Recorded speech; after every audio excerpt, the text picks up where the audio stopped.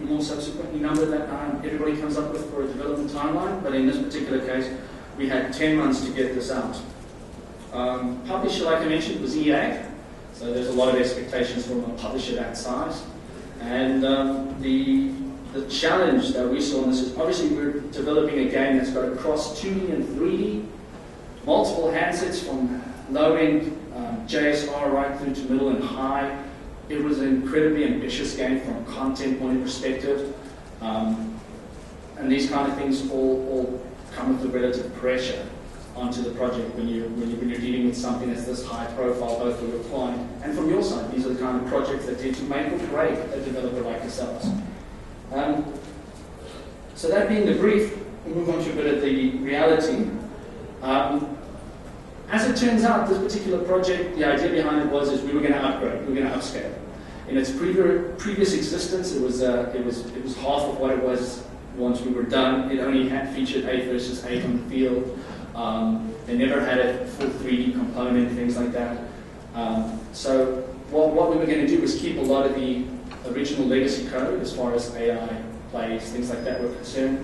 But that instituted a very steep learning curve for a lot of the guys on the team to get familiar with that kind of thing.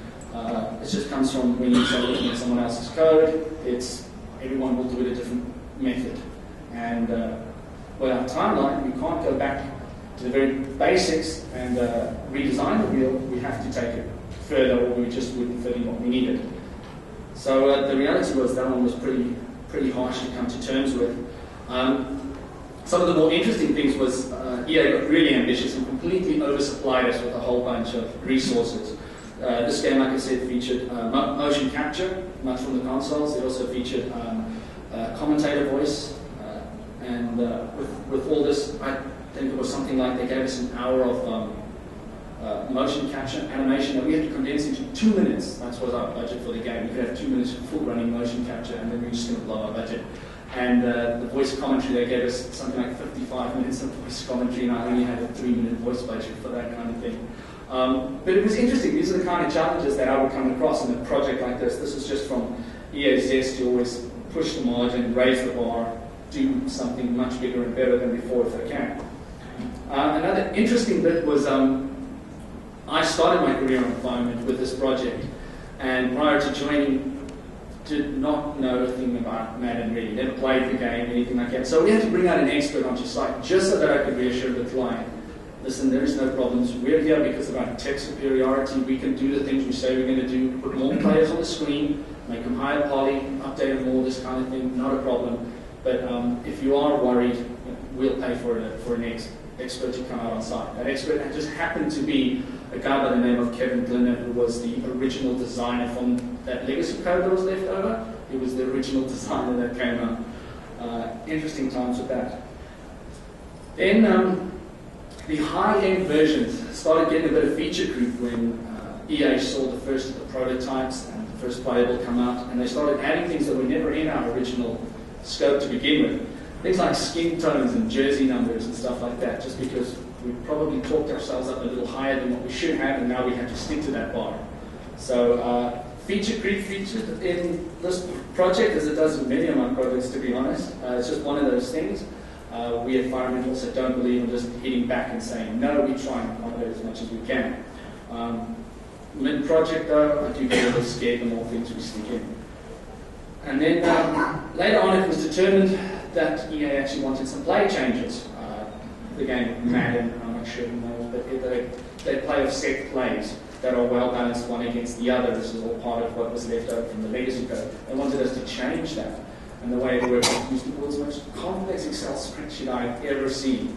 And it was one of the things Kevin had to do for the first 2 weeks, was actually educate us on how to use this Excel spreadsheet so we could do some of these changes. So the reality is a very challenging project in itself. 10 months, decent team size. It's a lot of guys who are doing daily tasks on things like this. And the result was pretty good. Madden turned out to be a real hit for us and EA, bigger so for EA in the pocket, I would think.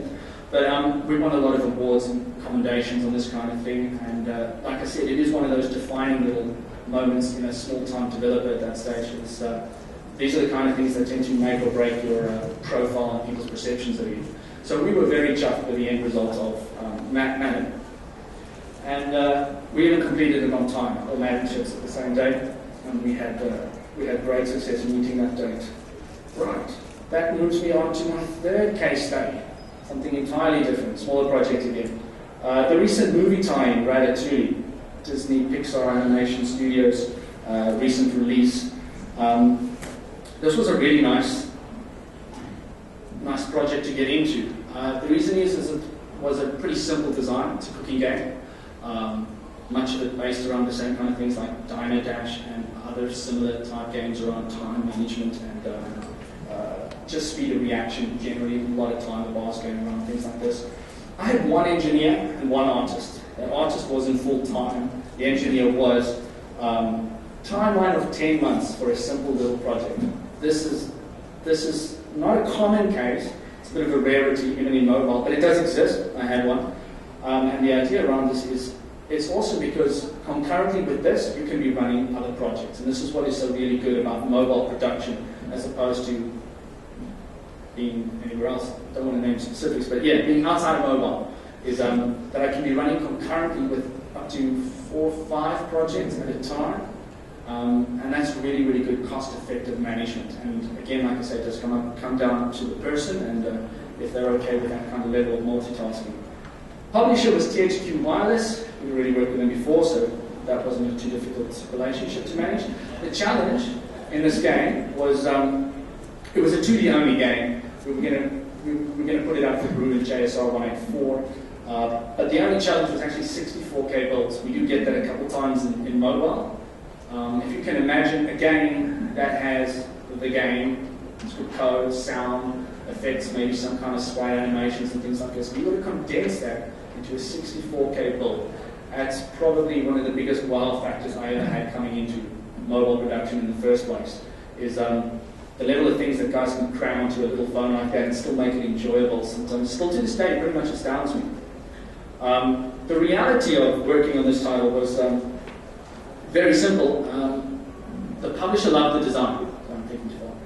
And that's really good straight off the bat, obviously, because then we don't go backwards and forwards for 3 weeks trying to sort out a good design. The production was not intensive, like I mentioned. 10 months for one guy to just sit by himself and work through most of the code. It's got a very low art overhead. Is really awesome, because from at least my point of perspective, I think I checked in once a week, if I remember, and that was it. And that's really good, especially when you, at the same time, are working on a Madden project, which you've got a lot more production overhead, and you're doing daily meetings with the team and keeping them on track, and you probably have a backlog of about 1,000 tasks in that game compared to maybe 10 or 12 on this one.